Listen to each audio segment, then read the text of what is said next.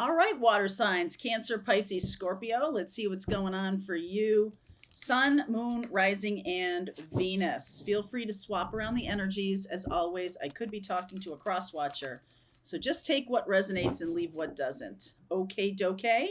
Next week, I'll be doing the individual zodiac readings for May. I'll be talking a lot about the astrology of May, which is pretty big. And we are still, this weekend, we are going to be fully in the Jupiter Uranus conjunction, which is happening at on June, listen to me, April 20th into the 21st. We're talking about the 21st and the 22nd degree of Taurus, which carries a reputation. The 21st and 22nd degree have the energy of kill or be killed. There's a little bit of it's either me or you kind of a feeling. And however that applies to your life, just know that in that energy of Taurus, we can really want to hold on to things that keep us safe or make us feel comfortable. But Jupiter conjuncting Uranus is pushing us out of our comfort zone at the same time. So just be aware of that. Look what you're getting here. Home. Spiritual cleansing. You might want to take that literally. You might use some sage in your house. Palo Santo. Shadow. That came up for the earth signs. And magic. Wow. I've been feeling this for a while, that some of you water signs are really having some kind of spiritual awakening. Even if you've been in your awakened path for a while, this is like a new gear, a new level of spiritual awakening coming through for water signs. Those of you who haven't, maybe this is one of your first times ever watching tarot or anything like that, this may be out of your comfort zone. So, right, a spiritual awakening pushing you out of your comfort zone. So let's see where we go. All right, so here we go. Two of Pentacles, Death, Eight of Wands, the Fool, Nine of Wands, and the High Priestess. Water signs, there's Scorpio here. Water signs, you have likely, that's Cancer. The High Priestess is Cancer. Some of you have a new path that you're taking with a spiritual partner. Okay. Some of you are stepping into being the High Priestess, really transforming. I get this feeling that you've been sitting on the fence of this for a while, or you may know of your spiritual partner or something like that, and have really been on the fence about this. But I am seeing that what's happening in the spiritual sense, in the unconscious, that you two are actively connecting. Okay, you two are actively connecting and coming together. There's a lot of blocks between the two of you. There are a lot of blocks, meaning distance, location, marital status. There's a lot of blocks in the way of this. But I feel like you're communicating a lot in telepathy or in dream space or in the astral plane, something like that. You're communicating a lot. Yes, this is a yes card. So Sun coming out, the Emperor. Woo, King of Cups. There you are. You could be dealing with an Aries or a Leo. Okay, an Aries or a Leo. Woo, 10 of Swords. Judgment. Four of Pentacles. I feel like you might have blocked somebody or blocked this person. They're very dynamic. Some of you might have put an end to this because you felt like you needed to, for all of those reasons, with all of those blocks. Some of you put an end to it. King of Pentacles, Ace of Swords, and the Empress. Emperor, Empress. This is likely a twin flame connection or a very spiritual, divine masculine, divine feminine connection coming together. The reason that this hasn't come together yet is shadow. The earth sign reading that I just did had a lot of similar aspects to it. That the shadow aspect that was keeping, or there were shadow aspects that were keeping you separate. This feels similar to me. And there's a spiritual remedy to this. All right, spiritual cleansing and magic. Both of you have shadow aspects that are like talking to each other, trying to be healed, trying to work things out, trying to get this together. But at some crossroads, at a crossroads, one of you has chosen money or position or some kind of physical representation of stability, even if it's in the long term not that. Some of you have chosen to take the small road, the Four of Pentacles, chosen to it's like take the money and run, or hold on to what you have.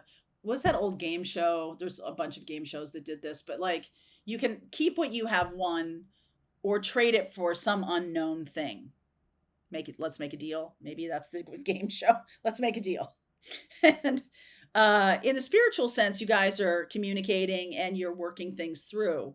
But in the physical sense, one of you says, my physical safety and security relies on no change, relies on me staying small, relies on me not growing into being the emperor or the empress. I almost feel this Ace of Swords, this is like a new truth. It's almost like we've told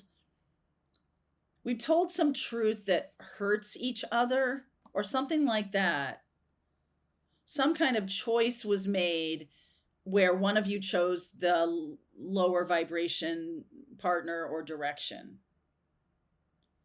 And the real truth is, it's because you feel like going with a spiritual partner, the money will disappear or the money will not be there. And you equate safety and security with having money.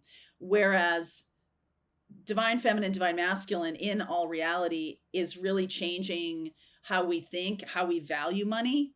Okay, this can be, you see the Two of Pentacles, like, is it worth it or is it not worth it? It's changing.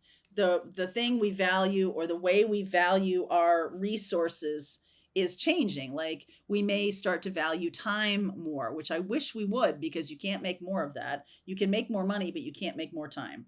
As in terms of our 3D experience of time, you can't make more time. So it's like someone is wasting time in order to keep themselves safe. Someone is wasting time in this lifetime. This is a very physical lifetime thing we're talking about with this King of Pentacles. Somebody is choosing. Okay, I think I've said that to you. Now let's Four of Pentacles here. Queen of Cups, Two of Cups, Four of Swords, and the Page of Wands. I feel like the person who's choosing money or choosing their a 3D path that's small that's coming from a place of, I'm afraid to choose big. I'm afraid to go big or go home. I'm afraid to do that because in childhood I was told that I would never get what I wanted. If I, said what I wanted, I was never going to get it. It was almost like, don't tell anybody what you want, because they'll on purpose take it away from you. They'll on purpose know that this was the thing that you really wanted, and they'll use it as a weapon. Okay.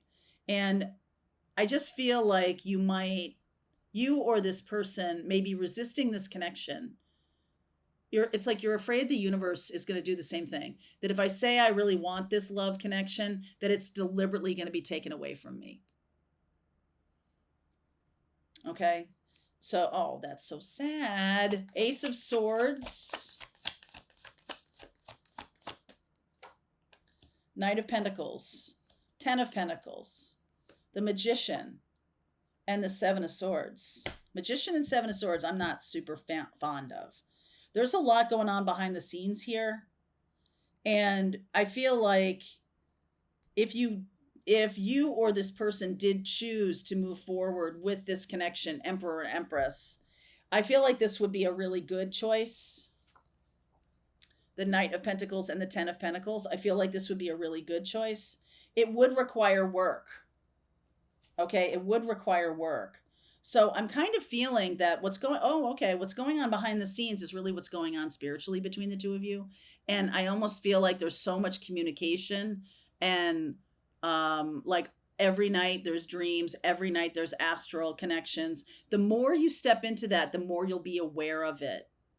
So if you are dealing with a partner who has said no to you, or you have said no for some reason, you've chosen because you're staying small. Okay? You're staying small. You're trying to stay out of the way, trying to keep yourself from getting hurt or something like that. And what's going on behind the scenes is very much a manifestation. It's manifesting in terms of conversation. It's like secret conversations happening. This is very eighth house.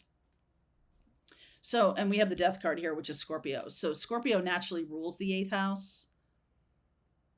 And what's happening in your physical life is not representative of what's going on in your spiritual life right now.